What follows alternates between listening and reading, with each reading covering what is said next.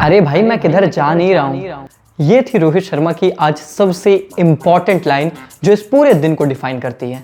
हम सभी फैंस जो कल तक ये सोच रहे थे कि भाई रोहित शर्मा रिटायर हैं, और हम लोगों ने तो इमोशनल वीडियो भी बना दी। मैंने बाकायदा म्यूजिक ढूंढ कर इमोशनल फील देकर सब कुछ बनाया। रोहित भाई थोड़ा पहले बता देते यार, मेरी उतनी मेहनत बेकार हो गई। पर यार मजाक से हटकर पॉइंट यहाँ पर यह है कि रोहित शर्मा कहीं जा नहीं रहे हैं। ये मैसेज उन्होंने क्लियर कर दिया।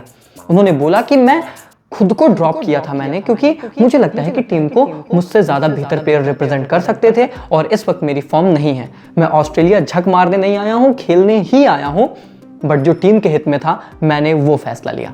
उन्होंने ये भी बोला कि क्या पता अगले 2 महीने 4 महीने 5 महीने बाद मेरी बैटिंग फॉर्म आ जाए और मैं फिर से टीम में आ जाऊं, तो मैं ट्राई करता रहूंगा। पॉइंट यहां पर यह है कि रोहित ये सिग्नल देना चाहते थे कि देखो, ड्रॉप होना ना होना that is the other thing, पर रिटायरमेंट मैं नहीं ले रहा हूं। इंपॉर्टेंट मैसेज यहां पर उनका यह था कि मेरा रिटायरमेंट का कोई प्लान नहीं है, जो हर तरफ डिस्कस हो रहा है। पर सवाल अभी भी यही है कि रिटायरमेंट तो एक बहुत ही पर्सनल ओपिनियन होता है। रिटायरमेंट तो डेफिनेटली आप जब चाहोगे तब लोगे। रिटायरमेंट पर किसी को जबरदस्ती रिटायर थोड़ी कराया जा सकता है, हर कोई अश्विन थोड़ी है।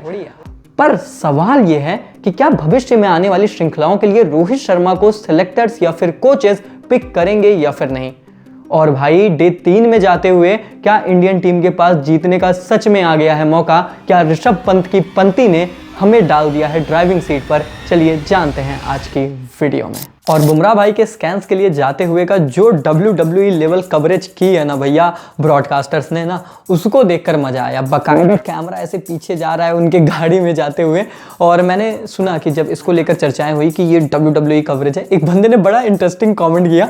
उसने बोला कि भाई WWE लेवल पर तो तभी मैटर होगा जब रोहित भाई उठें और स्टील चेयर उठाएं और बुमराह भाई को मार के कहते हैं कि देख मैं हूं तेरा कप्तान, और खुद फिर से कप्तान बन जाए, तब होगा WWE लेवल की स्क्रिप्टिंग। तो यार ये मैच के बीच में ये सारी भी चलती रहती है। शुरू करते हैं अपडेट के साथ। भाई प्रसिद्ध कृष्णा ने यह बताया कि जसप्रीत बुमराह बैक स्पाज्म से सफर कर रहे हैं और उनकी अवेलेबिलिटी को लेकर BCCI मेडिकल टीम उन्हें मॉनिटर कर रही है। वो स्कैन्स के लिए गए थे और बहुत जल्द हम लोगों के बीच अपडेट आएगी। देखिए ये बहुत बड़ा पॉइंट है। जसप्रीत बुमराह क्या तीसरे दिन गेंदबाजी करने के लिए तैयार हैं या फिर नहीं, ये शायद मैच के रिजल्ट को भी अफेक्ट कर सकता है कि कौन सी टीम इस मुकाबले को, इस श्रृंखला को जीत रही है। जसप्रीत बुमराह की अवेलेबिलिटी मुझे शायद बताने की भी ज़रूरत नहीं है कितना महत्वपूर्ण है भारतीय दृष्टिकोण से। ऑस्ट्रेलिया के लिए तो बल्ले बल्ले हो जाएगी अगर वो नहीं गेंदबाजी करें, लेकिन बैक स्पाज्म ये एक ऐसी समस्या रही है जिसने जसप्रीत को बहुत सफ़र कराया है। इसकी वजह से वो महीनों महीनों तक बाहर रहे हैं और शायद इसीलिए वो ज़्यादा रिस्क नहीं लेना चाहते थे। जब उन्हें थोड़ी सी भी स्टिफनेस पीछे फील हुई तो उसके बाद वो सीधा सीधा स्कैन के लिए चले गए हैं। तो अब देखना है कि मैनेजमेंट यहाँ पर क्या सोचता है, क्या रिस्क लेता है, बिकॉज इसके बाद तो टेस्ट आपको लगभग अगले 6 महीने तक नहीं खेलना है। तो क्या Jasprit Bumrah as a leader, as a captain ये कहेंगे कि ठीक है मैं गेंदबाजी करूंगा? समय के साथ और अपडेट्स आएंगी। जो आएगा टेलीग्राम चैनल, आपको पता है एक ही जगह है आपके लिए जहां पर सारी अपडेट और मैच के टाइम पे हमारी भसड़ चलती रहती है। बहुत मजा आता है, ज्वाइन कर लो, आपको लिंक डिस्क्रिप्शन कमेंट बॉक्स में मिलेगा। लेकिन अब मैं आऊंगा एक और बंदे जिनका नाम है विराट कोहली। इन पर आते हैं क्योंकि हमने रोहित की बहुत बात की थ्रू आउट द सीरीज, बहुत आलोचनाएं, क्रिटिसिज्म, तारीफ, प्यार, रूठना, सब कुछ हुआ। But what about Virat Kohli? चलिए बात करते हैं विराट कोहली। हम बार बार ये भी कह रहे थे कि दोनों को एक ब्रैकेट में मत रखो। रोहित शर्मा अलग हैं, विराट कोहली अलग हैं। विराट ने बहुत कुछ किया है, टेक्निकली ज़्यादा स्टेबल नजर आ रहे हैं, पर एक ही तरीके से अगर आप बार बार आउट होते रहोगे तो आप कितना भी टेक्निकली अच्छे साउंड कर रहे हो, आप एक मिस्टेक को लगातार रिपीट कर रहे हो। आप एक बेसिक मिस्टेक जो बच्चे को सिखाया जाता है 4 बार कि भाई, जैसे बच्चे होते हैं ना छोटे, कि वो मुंह में उंगली डाल लेते हैं, तो उनको 2 बार 3 बार थप्पड़ मारो, 4 बार मारो ना, तो फिर वो छोड़ देते हैं, उनको डर लगता है। लेकिन आप वही चीज लगातार बार बार किए जा रहे हो। और आज कितना इंपॉर्टेंट दिन था। हो सकता है कि ऑस्ट्रेलिया में यह आज आपका आखिरी टेस्ट मैच था, आखिरी टेस्ट पारी थी और आप कप्तान थे। अब कप्तानी जब तक आपने की सब कुछ बहुत अच्छा भी नजर आ रहा था, वो पुरानी इंटेंट, पुराना एग्रेशन आ गया था। बिना बुमराह के भारतीय टीम ने लास्ट 5 ऑस्ट्रेलिया की विकेट्स लगभग 70 के आसपास रन देकर चटका ली। तो लग रहा था कि यार the old king Kohli is back, the captain is back. अब बैटिंग में वो रेप्लिकेट करना है। वो पहला शॉट बढ़िया आगे निकल कर लगाया तो लगा कि it is all looking good, आज लग रहा है कि king has arrived. But once again आपने क्या किया? बाहर की गेंद, स्कॉट बोलैंड, और भैया बोलैंड ने वही कर दिया जो मैं सनी जी बोलते हैं और मैं बोलना नहीं चाह रहा हूं। ठीक है, तो जब ये चीजें आप लगातार कर रहे हो, आप फ्रस्ट्रेशन अपनी दिखा रहे हो, पर अब इस फ्रस्ट्रेशन का क्या फायदा भाई? 5 टेस्ट मैच में 10 पारियां हो गई एंड सेम ही चीज हमने देखी, तो क्या फायदा इस फ्रस्ट्रेशन का? It went for nothing. और मैं बहुत क्लियरली कहूंगा कि विराट भाई, आई एम सो सॉरी, हम लोगों ने आपको सपोर्ट किया, आपको बैक किया, लेकिन नियम सबके लिए सेम है। अगर रोहित शर्मा को हमने कहा कि नहीं, आपकी कप्तानी खराब है, आपकी बल्लेबाजी खराब है और आपको ड्रॉप करना चाहिए, वो नहीं खेले, तो शायद वो नियम आप पर भी अप्लाई होगा। और कल की वीडियो में मैंने हाथ जोड़कर कहा था कि प्लीज लास्ट इनिंग रन बना लो अगर अपना टेस्ट करियर आगे बढ़ाना चाहते हो, बट ऐसा नहीं हुआ। अब आगे इसके बाद मैं बहुत ओपनली इस चीज को कहता हूं, जो सेलेक्टर्स, जो कोचेस की कॉल होगी, मुझे लगता है कि किसी भी विराट फैन को या किसी भी इंडियन क्रिकेट फैन को कोई प्रॉब्लम नहीं होनी चाहिए, क्योंकि बहुत मौके मिले। कम से कम आप इस चीज की कंप्लेन तो नहीं कर सकते यार। सबसे बड़ी बात यह है कि कंप्लेन तो कोई ये नहीं कर सकता कि यार मौके नहीं मिले, यार इतने बड़े खिलाड़ी को बैठा कैसे दिया, यार हटा कैसे दिया। लगातार मौके दिए गए और बारंबार दिए गए, ना आपकी पोजीशन के साथ छेड़खानी, कुछ नहीं किया गया, आपको लगातार एक ही पोजीशन पे। केएल राहुल तो सोचो ये कह सकता है कि यार मेरी पोजीशन छेड़ी तुमने, शुरू के 2 टेस्ट मैच में तो मैं अच्छा कर रहा था, फिर तुमने अपना ओपनर और ये सब निपोरा कर दिया, इसकी वजह से मेरा खराब हुआ। आपके साथ तो कोई छेड़खानी नहीं की गई, जहां आप चाहते हो, जैसे चाहते हो वैसे खेले, सारी चीजें leadership role, but you did not delivered and that's a sad reality. हालांकि अगर डे 2 की बात करें तो दिन की शुरुआत होती है भाई बुमराह और सिराज की जबरदस्त गेंदबाजी से, और ऑस्ट्रेलिया शुरू से ही बैकफुट पर रही थी।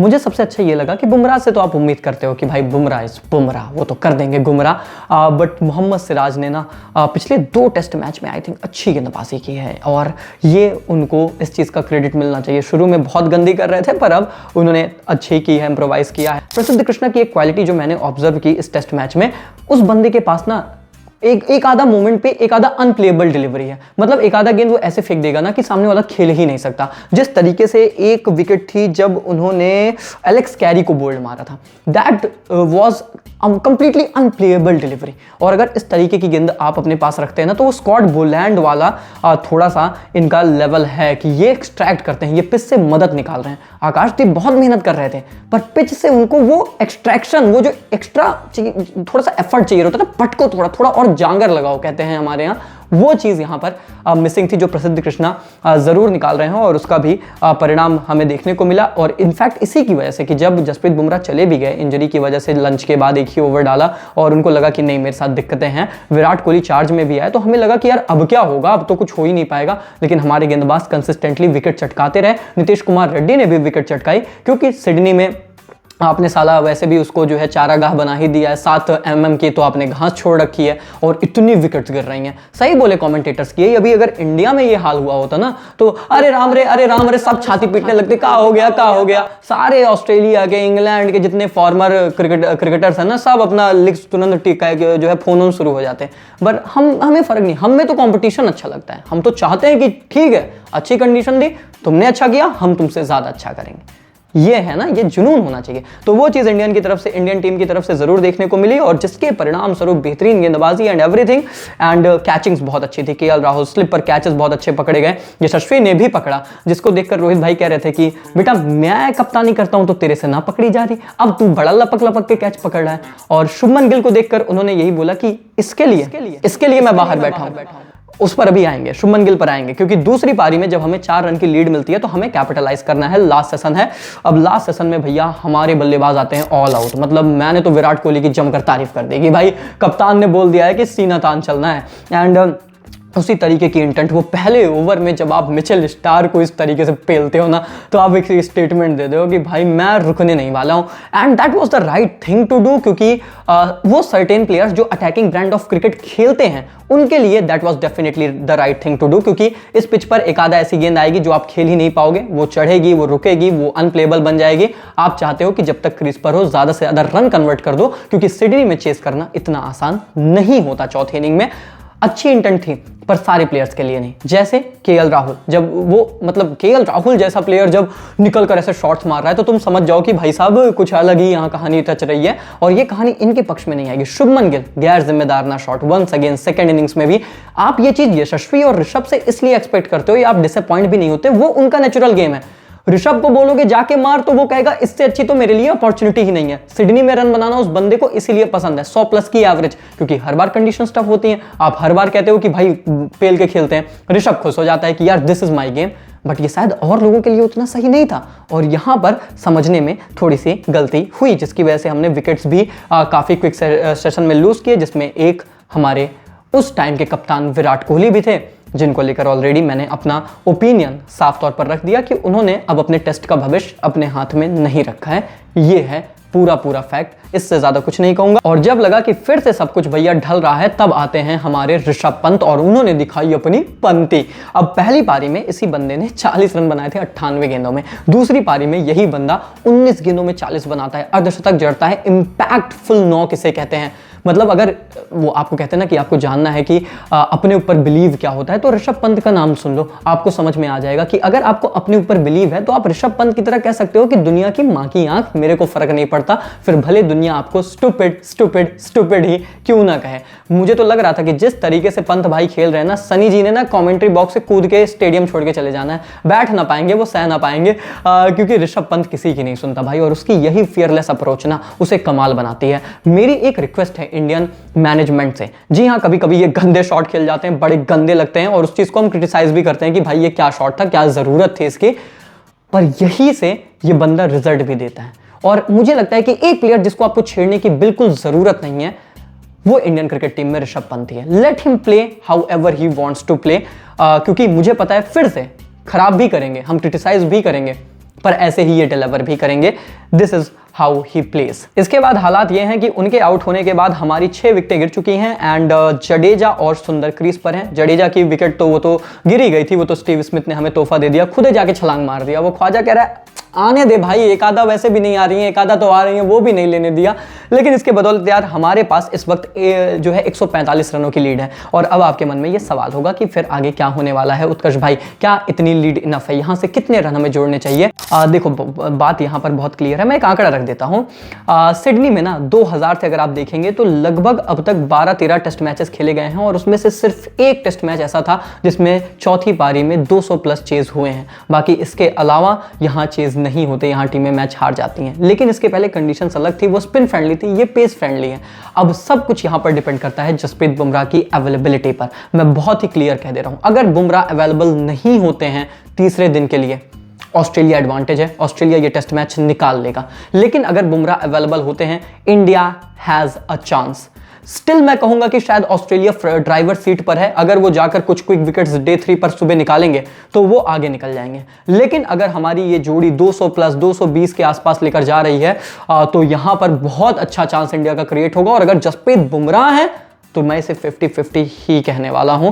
ये है इस पूरे मैच का लेखा जोखा। तो यार डे 3 बहुत ही एक्साइटिंग होने वाला है, और शुरू के एक आधा 2 घंटे और जसप्रीत बुमराह की अवेलेबिलिटी काफी पिक्चर यहां पर ओपन करती नजर आ जाएगी। और एंड में रोहित भाई को लेकर भी थोड़ी बात बनती है, क्योंकि आज उन्होंने दिल की बात की, बहुत दिल बाग अंदाज में बंदा ये बात करता है। मतलब देखो, हम क्रिटिसाइज करते हैं, हम कप्तानी को लेकर बोलते हैं, हम बोलते हैं बैटिंग फॉर्म नहीं है, फलाना चीजें नहीं है, हम इमोशनल भी होते हैं जब सोचते हैं कि शायद अब हम उन्हें फिर कभी नहीं देखेंगे, और फिर हम इनको माइक पर सुनते हैं और हमें लगता है यार सही तो कह रहा है। मतलब बंदा ऐसे बोलता है ना कि लगता है सबको सही तो कह रहा है, क्योंकि दिल की बात कहता है। कितने प्यार से कह रहे थे, जैसे लग रहा था कि दोस्तों से बात कर रहे हैं, बता रहे थे कि यार अभी मैं उधर से आया हूं, इतनी दूर से, मैं इधर खेलने ही आया हूं ना, बट क्या करूं यार, अभी टीम की सिचुएशन वैसी है, मेरी फॉर्म नहीं थी और इतने आउट ऑफ फॉर्म प्लेयर्स हैं।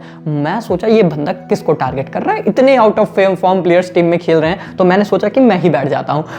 पर बात यहां पर यह है दोस्तों कि रोहित ने जो बोला वो जाहिर सी बात है आपको लगेगा कि हाँ यार फिर इसके बाद इनको ड्रॉप नहीं किया गया है, जाहिर सी बात है रोहित ने अपने हिसाब से ये डिसीजन लिया। पर इसमें ना एक सवाल छोटा सा बस क्वेरी है मेरी, आप अपने हिसाब से बताना कि क्या कोई खिलाड़ी से या कोई कप्तान से, जो कप्तान आपका है, रह चुका है, आप एक्सपेक्ट करते हो कि मिड ऑफ द मैच में आकर वो ये बोलेगा कि नहीं भाई मेरे को तो ड्रॉप कर दिया, नहीं भाई मेरे साथ तो बड़ा अन्याय हुआ।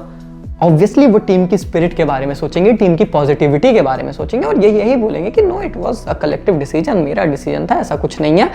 बट वो इंपॉर्टेंट है ही नहीं। मेरा पॉइंट यहां पर जो इंपॉर्टेंट है, जो इंपॉर्टेंट मैसेज वो देना चाहते थे, वो पता है क्या था? वो ये था कि मैं रिटायरमेंट नहीं ले रहा हूं, ये है इंपॉर्टेंट। वो ये कह रहे थे कि मैं एफर्ट डालूंगा भाई, मुझे खेलना है टेस्ट क्रिकेट और मैं कहीं नहीं जा रहा हूं। मेरे लिए ये इंपॉर्टेंट मैसेज था जो रोहित कन्वे करना चाहते थे और उन्होंने बहुत क्लियर क्रिस्टल शब्दों में ये कन्वे कर दिया। मैं आपको ये बता दूं कि इस टेस्ट सीरीज के खत्म होने के बाद रोहित की मीटिंग है कोचेस के साथ और सिलेक्टर्स के साथ, ये बात ऑफिशियल है। उनकी मीटिंग होने वाली है जहां पर उनके फ्यूचर प्लान्स को लेकर डिस्कस किया जाएगा। अब वहां पर क्या होता है वो कोच और सिलेक्टर्स के हाथ में, and that is my point कि बिल्कुल रिटायरमेंट एक पर्सनल डिसीजन होता है। वो रिटायर हो ना हो इस पर हमारा या किसी का भी कमेंट करने का कोई अधिकार नहीं है। हम तो सिर्फ ड्रॉप और सिलेक्ट की बात कर रहे थे, और सिलेक्शंस और ड्रॉप करना अभी भी कोचेस एंड सिलेक्टर्स के ही हाथ में रहेगा। तो हो सकता है कि मे बी हम रोहित को फिर से देखें, क्या पता वो चैंपियंस ट्रॉफी एंड आईपीएल में या फिर डोमेस्टिक क्रिकेट कहीं जाकर खेलते हैं and he will perform excellently well, और क्या पता वो फिर से back in the England series हमें देखने को मिल जाए।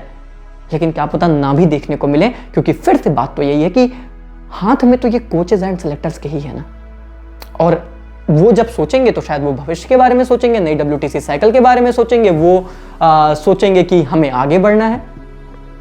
सो यहाँ पर आपको सोचने की ज़रूरत है कि डेफिनेटली वो रिटायर नहीं हो रहे। ये हमारे लिए बहुत अच्छी खबर है कि वो लड़ना चाहते हैं, और हर इंसान अपनी प्लेस के लिए लड़े भाई, इसमें क्या गलत है, लड़ना चाहिए। और एक बात के साथ और एंड करूंगा कि काफी लोग यहाँ पर चर्चा कर रहे हैं कि रोहित शर्मा का ना ये टेस्ट में तो चलो ठीक है हटाया, कप्तानी गई, या जो भी था उनका अपना हट गए, जो भी आप मान लो। अब इसकी वजह से बड़ी सारी रिपोर्ट्स क्लेम कर रही हैं कि चैंपियंस ट्रॉफी में भी क्या पता हार्दिक कप्तान बन जाए, ओडीआई से भी कप्तानी चली जाएगी। देखो भाई, मैं बहुत क्लियर इस बात को कहूंगा, जितना मैं इस चीज़ के पक्ष में था कि रोहित को हटना चाहिए और किसी और को देखना चाहिए, फलाना ड्रॉप होना चाहिए, उतना ही जमकर मैं रोहित का चैंपियंस ट्रॉफी में कप्तान को लेकर साथ भी दूंगा, क्योंकि ओडीआई फॉर्मेट में उनकी कोई गलती नहीं है, उन्होंने कुछ गलत किया नहीं है, वही हमारे कप्तान है, और चैंपियंस ट्रॉफी में उन्हें ही टीम इंडिया को लीड करना चाहिए। इसके भी पूरे साथ जोर शोर से खड़े रहेंगे, क्योंकि जो सही है उसी के साथ खड़े होने का प्रयास करते हैं। आपके दोस्तों इन सारे मुद्दों पर यार क्या राय है, और डे 4 में या डे 3 में क्या बवाल होने वाला है, कमेंट में लिखकर बताओ यार। वीडियो लाइक मारो, चैनल को सब्सक्राइब मारो, मजे आ रहे हैं भाई, लास्ट डे हो सकता है ये बीजीटी का, तो मजे पूरे उठाएंगे। सब्सक्राइब कर दो, फैमिली का हिस्सा बनो। तब तक के लिए take care, goodbye, thank you so much.